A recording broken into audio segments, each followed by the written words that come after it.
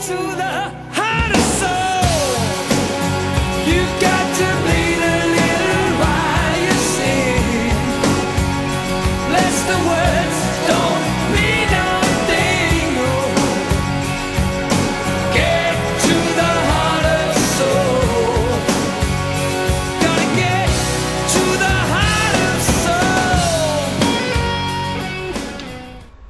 Now, in saying that the soul is a learning sentient entity, in order for this to be the case, past the obvious question of evidence for such a claim, there has to be some discussion over how the soul learns and whether there are any rules to learning, such as might be applied to human or animal brains in disciplines such as educational psychology. A teacher who has spent years learning about the pedagogy of teaching, how to teach, the theories of learning, the theories of teaching, has to believe that the whole discipline of teaching, can't be based on nothing. It has to be based on social and biological science. So there is definite science and biology that goes into how a brain learns, and therefore obviously how to teach. Now if the soul does this learning as well, then surely it too must adhere to some kind of educational science, to laws that dictate how well it learns. So otherwise all souls would be exactly the same. They have to learn in different ways and learn at different rates. Subsequently it then follows that we then have to entertain the notion that the soul is determined by influences of its past, its learning and how it learns. In effect, all that a believer in a soul is doing when positing it as a vehicle for free will, so saying that the soul is the originator of free will in a human, all they're doing is pushing that explanation back from the human, from the consciousness, back to the soul. But all you're doing is by pushing that back is deferring the problem of free will back one stage. Now, if the soul, in order to have the format of being a soul, in order to learn, one assumes it must have to have the ability to learn and must adhere to laws which dictate how it learns. So if these laws are deterministic, then free will is just being pushed back as needing to be explained in the brain back to the soul, and you've still got the problem that the soul is determined by the laws which act upon it.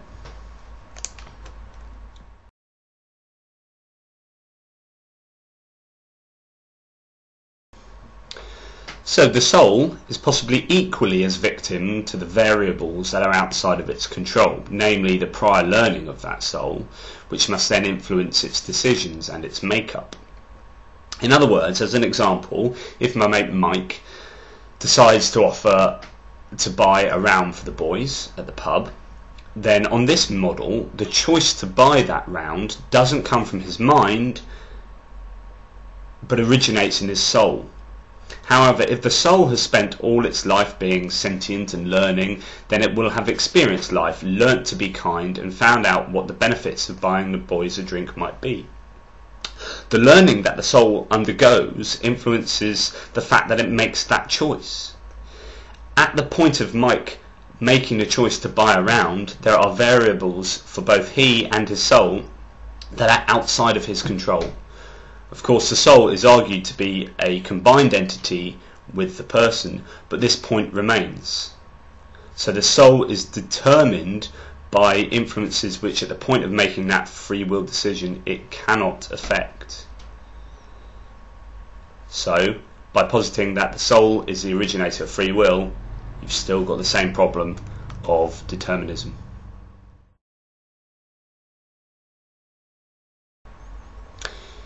But here comes one of the really big problems. What is the soul made of?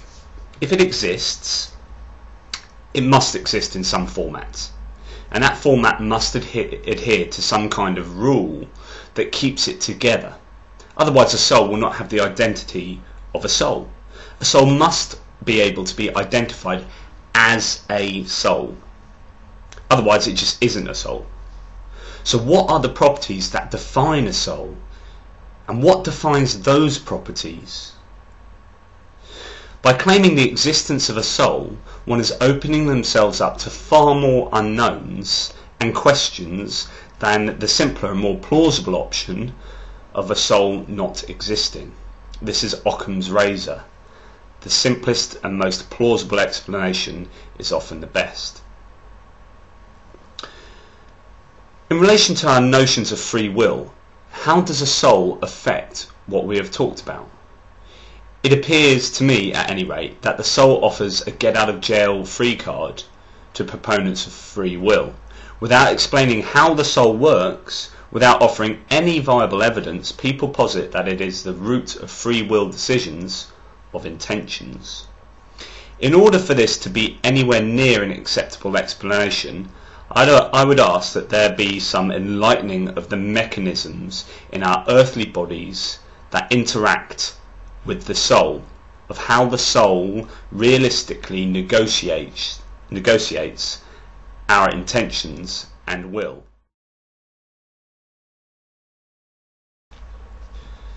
Another problem with believing that we have a soul is, when do we get a soul? Do we get a soul before we're conceived, when we're conceived, when we're delivered? Does it develop? Loads of issues. There's no specification as to whether embryos, unborn embryos that is, babies, cognitively impaired people have souls. At what point between birth and conception do fetuses get a soul, if it is at that point? What about the thousands, and there are thousands of frozen embryos that exist? What happens when a frozen human embryo, which cannot function, it's effectively in limbo? Where's its soul? What happens to its soul? Do animals have a soul? At what point in evolution did we develop a soul? If other animals don't have a soul and only humans have a soul, at what point in that continuum from sort of ape to human did we suddenly develop a soul? You know, there's an arbitrary line, because really the theory of evolution means that there aren't exactly humans and apes. It was a gradual, very slow process that is just a continuous development. It's not, and suddenly humans. You know, it's just a very continual, slow, evolving process. So at which point along that continuum did we develop souls, if only humans have souls? There must have been a cut-off point of genetic mutation whereby the soul suddenly materialised, and this seems just ridiculous. Even within the realms of Christianity and the deep thinkers, theologians of the Christian religion, no one can seem to agree exactly how the soul comes about and when it attaches itself, if you like, to the human body.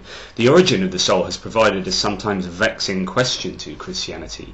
The major theories put forward include soul creationism, traducianism, and pre-existence. According to creationism, each individual soul is created directly by God, either at the moment of conception or sometime later. Identical twins arise several cell divisions after conception, but no creationist would deny that they have whole souls.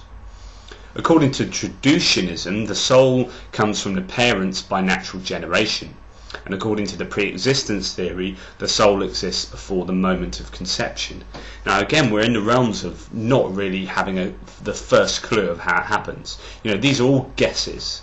These are all guesses because no one can really tell what a soul is. No one can define it. No one knows its format. No one knows its physics, its biology, or its immateriality. No one can define what it's made of and when it attaches itself to the human body. It is just purely guesswork, and this really makes me think that it doesn't exist. In the next part of the video, we're going to look at whether there's any biblical evidence for the soul and a few other testing questions which should make you think, possibly the soul doesn't exist, because there are many problems indeed. Stay tuned, and I hope you watch part 3 of this video. I got soul, but I'm not a soldier. I got soul, but I'm